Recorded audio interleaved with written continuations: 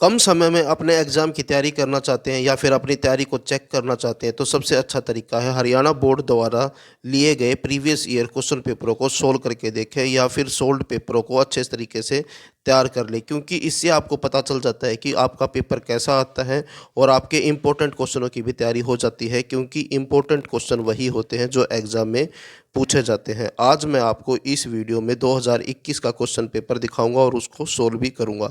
इससे पहले मैं 2022 के क्वेश्चन पेपर को अपने चैनल पर अपलोड कर चुका हूं। वीडियो अच्छी लगे तो लाइक करें, चैनल को सब्सक्राइब करके ऑल के बटन के ऊपर क्लिक कर लें ताकि जब नेक्स्ट वीडियो अपलोड हो तो उसका नोटिफिकेशन आपको मिल जाए। जैसा कि आप देख सकते हैं 9th क्लास का क्वेश्चन पेपर है, इंग्लिश का है और 2021 का है। 2022 का मैं पहले ही अपने चैनल पर अपलोड कर चुका हूं।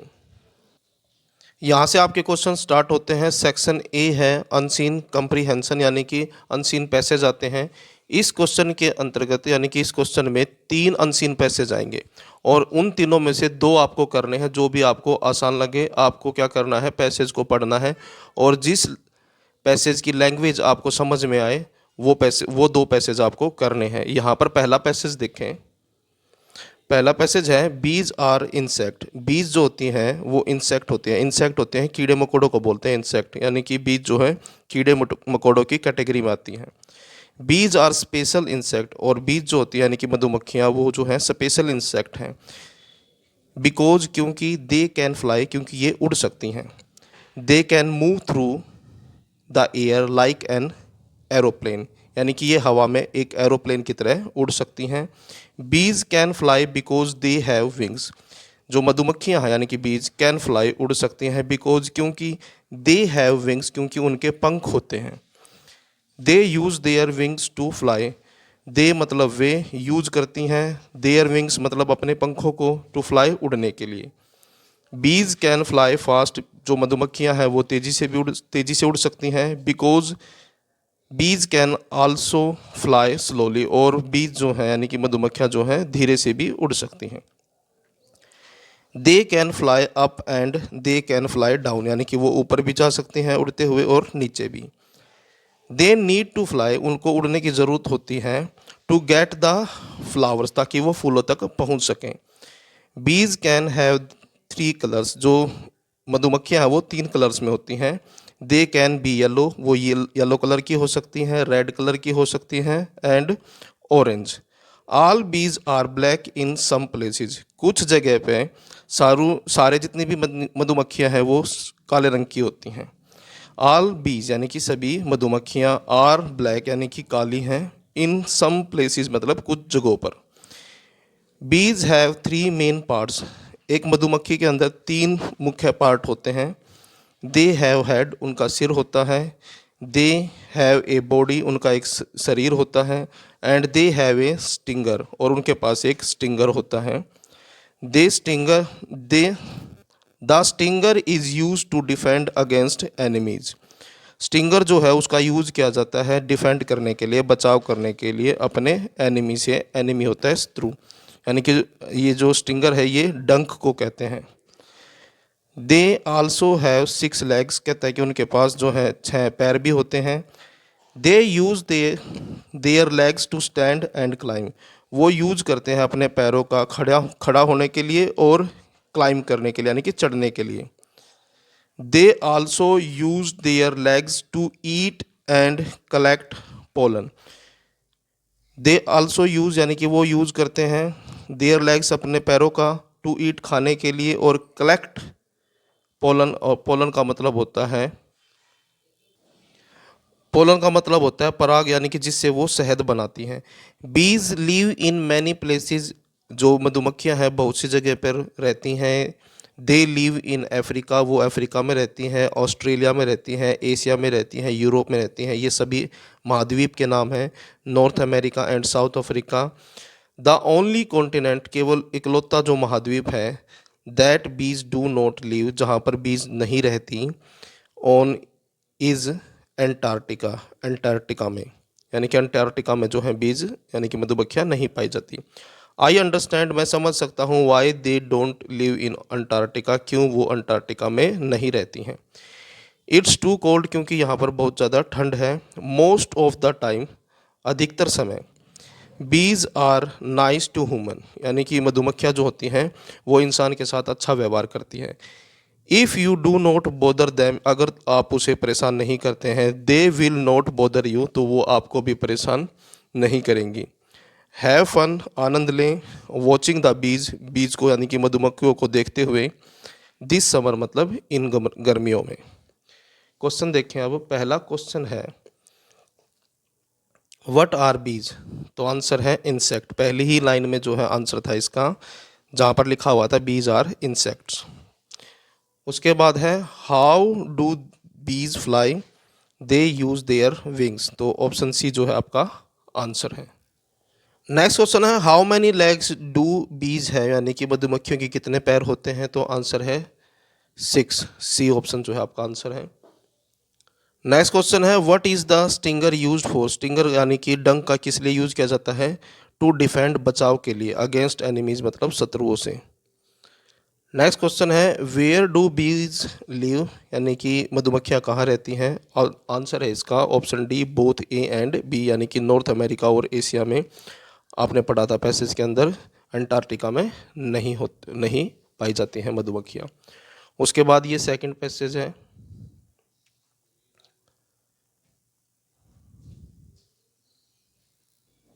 पहला क्वेश्चन है दूसरे पैसेज का, where is the floating post office situated in Srinagar, कहता है कि कहाँ पर तैरता हुआ पोस्ट ऑफिस स्थित है श्रीनगर में। सिचुएटेड का मतलब होता है स्थित होना, और श्रीनगर जगह का नाम है। तो आंसर है ऑप्शन ए जो है on the Dal lake. Next question है what is special about the seal used in the post office, कहता है कि ये जो तैरता हुआ पोस्ट ऑफिस था इसके अंदर जो सील यूज होती है, कहते हैं कि उसके बारे में क्या स्पेशल है, तो आंसर है design of a boatman rowing a shikara on the Dal lake, यानी कि डिज़ाइन है उसके ऊपर एक बोट्समैन, यानी कि जो बोट चलाने वाला होता है वो बोट को चला रहा है, यानी कि शिकारे को चला रहा है कहाँ पर, डल लेक में। तो ये डिज़ाइन बना हुआ है मोहर के ऊपर। नेक्स्ट क्वेश्चन है who renamed the post office as a floating post office, किसने दोबारा नाम रखा फ्लोटिंग यानी कि तैरता हुआ पोस्ट ऑफिस, तो आंसर है चीफ पोस्ट मास्टर ने, यानी कि मुख्य पोस्ट मास्टर ने। नेक्स्ट क्वेश्चन है question number 4, which is the greatest fear that the post office has, यानी कि पोस्ट ऑफिस के लिए सबसे बड़ा डर क्या था, फ्लड का। ऑप्शन ए जो है आपका आंसर है, यानी कि बाढ़ का। नेक्स्ट क्वेश्चन है question number 5, when did the flood come in Kashmir valley, कहता है कि कश्मीर वैली के अंदर बाढ़ कब आई थी, तो आंसर है ऑप्शन डी 2014 में। उसके बाद ये तीसरा पैसेज है, बाकी का हिस्सा पैसेज का,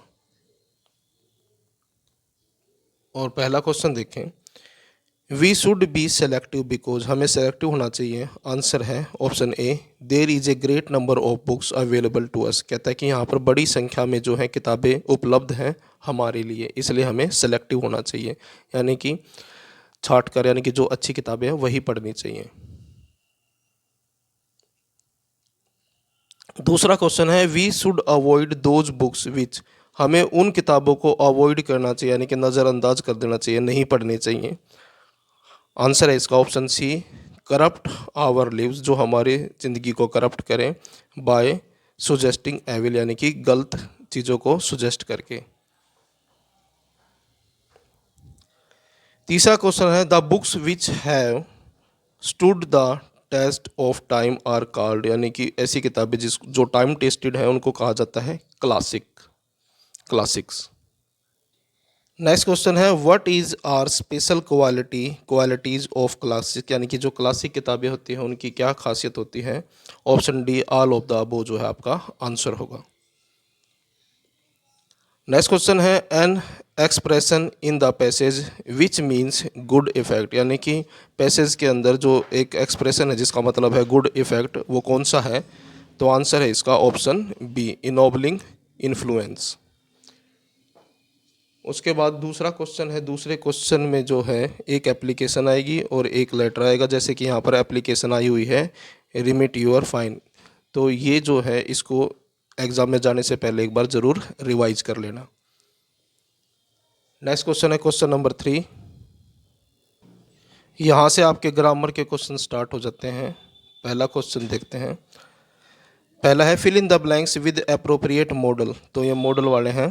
तो पहला है we dash respect our elders. तो यहाँ पर शुड आएगा। जब भी हम किसी को कोई सलाह देते हैं कि आपको ऐसा करना चाहिए, तो वहाँ पर हमेशा शुड यूज किया जाता है सलाह देने के लिए। और जहाँ कहीं भी आशीर्वाद आ जाए, साइन ऑफ एक्सक्लेमेशन आ जाए, तो वहाँ लगभग जो है आंसर में मे आ जाता है।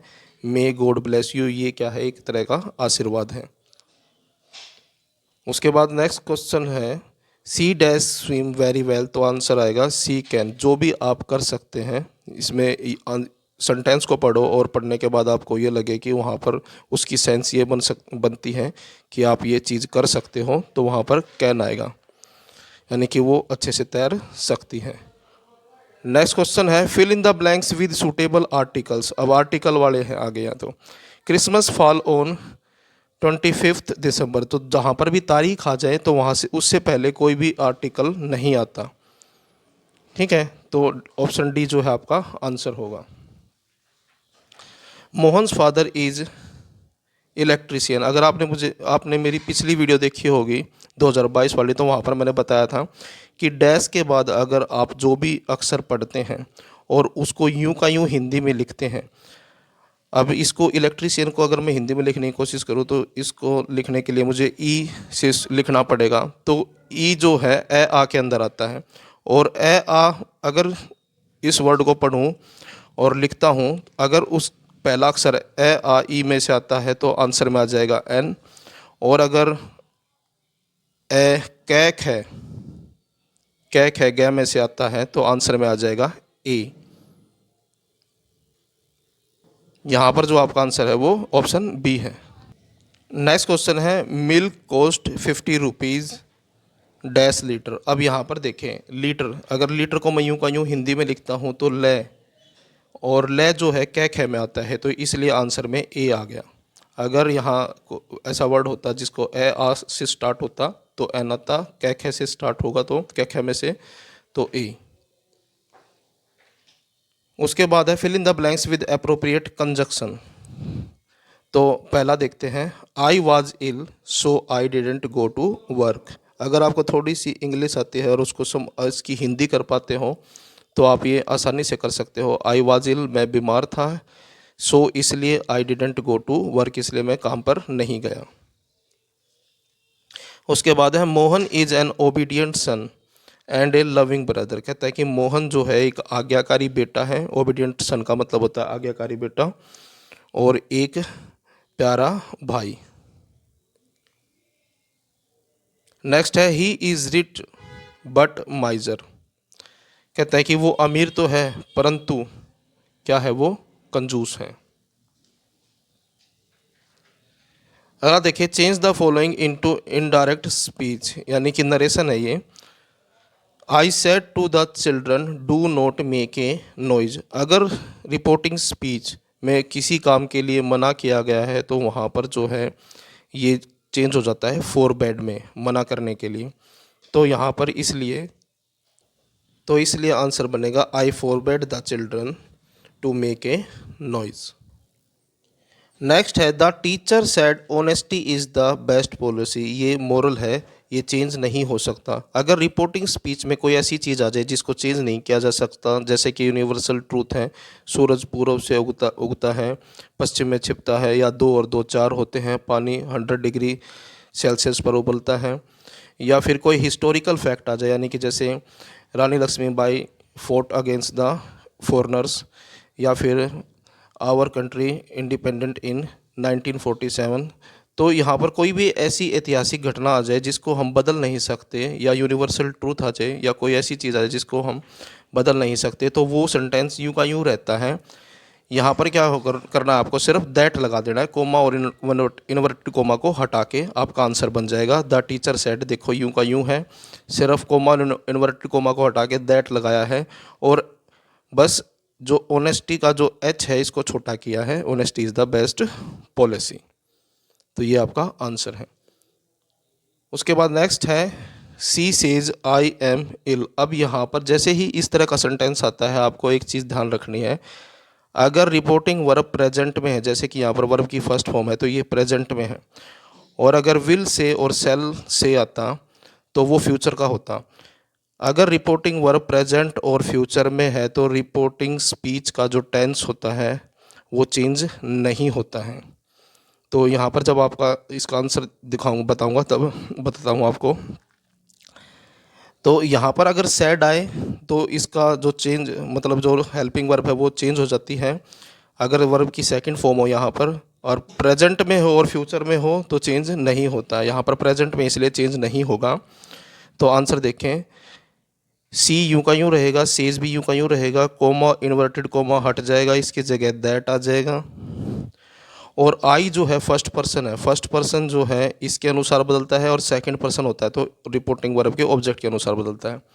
तो यहाँ पर और थर्ड पर्सन, अगर यहाँ पर थर्ड पर्सन होता है तो वो नो चेंज होता है, यानी कि अगर मान लो कोई नाम लिखा होता है, राम लिखा होता है, श्याम लिखा होता है, वो यूं का यूं रहता। लेकिन यहाँ पर आई है तो आई को हम सी के अनुसार बदल देंगे तो सी बन जाएगा। और सी के साथ प्रेजेंट कंटिन्यूस में इज आता है, आई के साथ एम आता है इसलिए एम हो गया। यहाँ पर चेंज नहीं हुआ। अगर ये चेंज होता तो प्रेजेंट कंटिन्यूस से पास्ट कंटिन्यूस में जाता, वाज और वर्ब में कन्वर्ट होता, लेकिन यहाँ पर सी हो गया। सब्जेक्ट चेंज हुआ है तो इसी वजह से इसके साथ इज आ जाएगा, क्योंकि प्रेजेंट कंटिन्यूस में सी के साथ इज आता है। तो सी इज़ इल, तो ये आपका आंसर होगा। She says that she is ill. उसके बाद नेक्स्ट देखिए, choose the sentence which correct punctuation, यानी कि पंक्चुएशन करनी है आपको। यहाँ पर जब भी कोई सेंटेंस स्टार्ट होता है तो हमेशा पहला अक्षर जो है बड़ा आता है, तो इसलिए चंडीगढ़ का जो सी है, और वैसे भी जो नाउन होते हैं वो हमेशा कैपिटल में आते हैं, तो चंडीगढ़ का सी जो है कैपिटल करना है, यानी कि बड़ा करना है। तो ऑप्शन डी जो आपका आंसर होगा। इज़ यूं का यूं रहेगा। हरियाणा नाम है फिर से स्टेट का, तो यहाँ पर एच बड़ा होगा और उसके बाद फुल स्टॉप। तो ये आपका आंसर होगा। ये आंसर क्यों नहीं हो सकता? क्योंकि इसमें सी छोटा है। ये इसमें भी यही कारण है कि ये आंसर नहीं हो सकता। और इसमें इसका ये आंसर इसलिए नहीं हो सकता क्योंकि यहाँ पर इज का आई भी बड़ा किया हुआ है और दा का टी भी बड़ा किया हुआ और कैपिटल का सी भी, जो कि बड़े नहीं होंगे। इस वजह से ये जो है तीनों नहीं हो सकते आंसर। अगला देखें, दे सेड टू मी। जैसे ही आप इस तरह की फॉर्मेशन देखते हो तो तुरंत आपके दिमाग में आ जाना चाहिए कि ये नरेशन की तरह बनेगा। जो अभी हमने नरेशन की थी बिल्कुल उसी तरह से, क्योंकि वहाँ पर भी तो आपने इसी तरह से पढ़ा था, दे सेड टू मी। तो यहाँ पर आपको क्या करना है, दे का टी बड़ा कर देना है, मी के बाद कोमा और इन्वर्टेड कोमा स्टार्ट कर देना है, और आर का ए बड़ा कर देना है, द एप्पल स्वीट, और उसके बाद यहाँ पर फुल स्टॉप लगा के क्वेश्चन मार्क लगा के, क्योंकि आर है तो ये क्वेश्चन मार्क लगेगा यहाँ पर, इंटेरोगेटिव सेंटेंस है ये, और कोटेशन मार्क बंद, इन्वर्टेड कोमा बंद। तो इसी तरह से ये आपका आंसर बन जाएगा। They said to me are the apple sweet, question mark और कोटेशन मार्क बंद। उसके बाद नेक्स्ट है, Divyansh had a banana apple papaya. तो ये अगर लिस्ट है, इस तरह से लिस्ट आ जाती है तो उसमें हम क्या करते हैं, कोमा लगा के उसको सेपरेट करते हैं, अलग करते हैं। नाम है ये, और वैसे भी सेंटेंस जब स्टार्ट होता है तो पहला अक्षर हमेशा बड़ा होता है, तो दिव्यांश का जो है डी कैपिटल होगा। हैड ए बनाना, बनाना के बाद कोमा आ गया, एप्पल, एप्पल के बाद कोमा आ गया, पपाया एंड ए मैंगो। यहाँ पर एंड है इसलिए यहाँ पर कोमा नहीं लगेगा, और फुल स्टॉप। ये आपका आंसर है। नेक्स्ट है, fill in the blanks with correct form. इसका मतलब है टेंस है ये, tense. My mother dash to temple daily. जैसे ही आप ये डेली वर्ड देखो, जो काम रूटीन में होता है वो प्रेजेंट इंडेफिनाइट को, यानी कि प्रेजेंट इंडेफिनाइट का सेंटेंस है वो, यानी कि यहाँ पर प्रेजेंट इंडेफिनाइट के नियम लगेंगे। माई मदर जो है सिंगुलर नंबर थर्ड पर्सन है, इसलिए ये जो वर्ब है इसके साथ ई एस लग जाएगा, गोज। तो ऑप्शन बी जो है आपका आंसर होगा, my mother goes to temple daily. उसके बाद है, he dash a film last week. Last week, जैसे ही आप लास्ट वीक तो देखते हैं तो आपको तुरंत पता लग जाना चाहिए कि सेंटेंस जो है पास्ट का है, पास्ट इंडेफिनाइट का है, तो यहाँ पर सेकंड फॉर्म आएगी पास्ट इंडेफिनाइट में। तो ही सा ए फिल्म लास्ट वीक, यानी कि उसने पिछले सप्ताह एक फिल्म देखी। तीसरा है we dash TV when it started to rain. अब यहाँ पर एक चीज़ देखें, यहाँ पर स्टार्टेड वर्ब की सेकंड फॉर्म है, यानी कि सेंटेंस जो है पास्ट का है। तो यहाँ पर क्या आ जाएगा, वी है तो वी के साथ वर आएगा, we were watching TV when it started to rain. उसके बाद है सीन पैसेज। सीन पैसेज भी जो है 3 आएंगे, 3 में से कोई 2 आपको करने हैं जो आपको आसान लगे।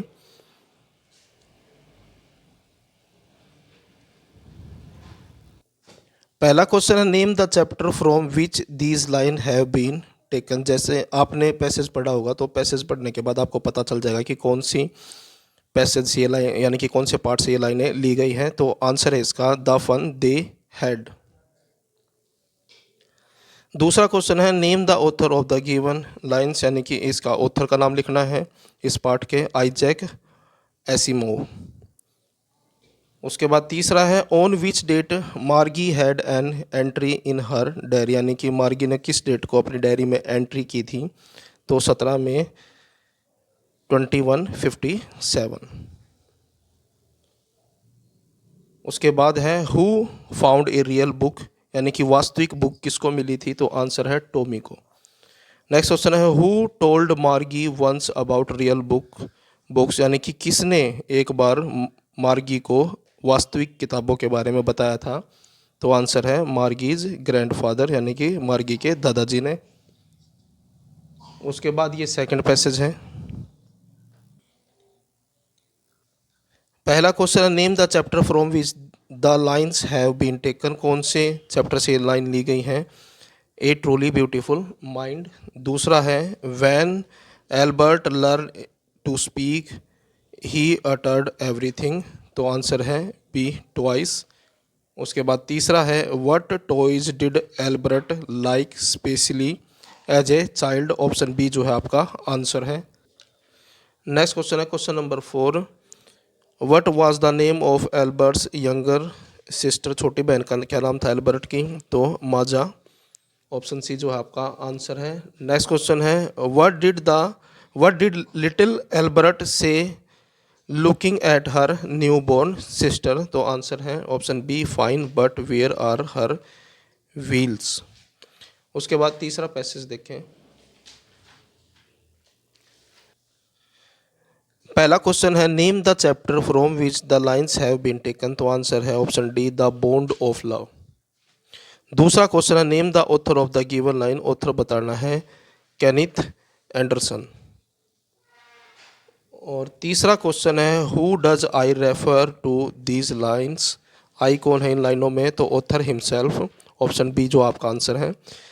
दे put the baby sloth bear in one of the dash. Answer है बी गनी बैग्स। और पांचवा क्वेश्चन है the author presented the sloth bear to his wife. Option B जो है आपका आंसर है। उसके बाद ये 5 नंबर वाला क्वेश्चन है। इन क्वेश्चनों की ज़रूर तैयारी करें। नेक्स्ट क्वेश्चन है क्वेश्चन नंबर 7। 2 नंबर वाले क्वेश्चन है, इसमें नोट कर लें कौन से हैं और एग्ज़ाम में जाने से पहले इनको ज़रूर रिवाइज कर लें।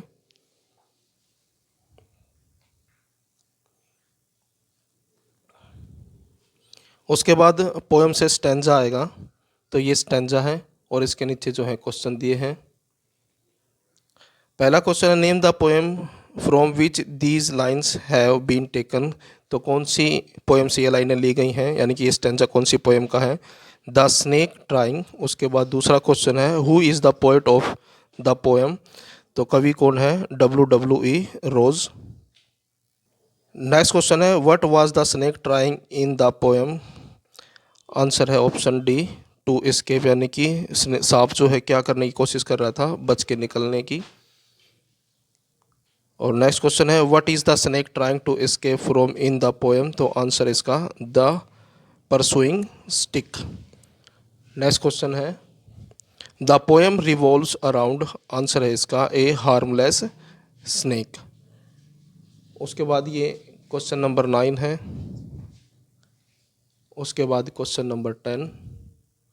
ये जो क्वेश्चन है इनको एग्ज़ाम में जाने से पहले ज़रूर एक बार रिवाइज कर लीजिए। उसके बाद है क्वेश्चन नंबर 11। 2022 का क्वेश्चन पेपर भी मैंने इसी तरह से आपको दिखाया था और सभी एक एक नंबर वाले क्वेश्चन सोल्व करवाए थे। तो क्वेश्चन पेपर दिखाने का पर्पज़ ये है कि आप जो क्वेश्चन आए हुए हैं एग्ज़ाम में जाने से पहले इनको ज़रूर एक बार रिवाइज कर लें। तो ये था आपका क्लास 9th का इंग्लिश के पेपर का सॉल्यूशन। वीडियो अच्छी लगे तो लाइक करें, चैनल को सब्सक्राइब करके ऑल के बटन के ऊपर क्लिक कर लें ताकि जब नेक्स्ट वीडियो अपलोड हो तो उसका नोटिफिकेशन आपको मिल जाए।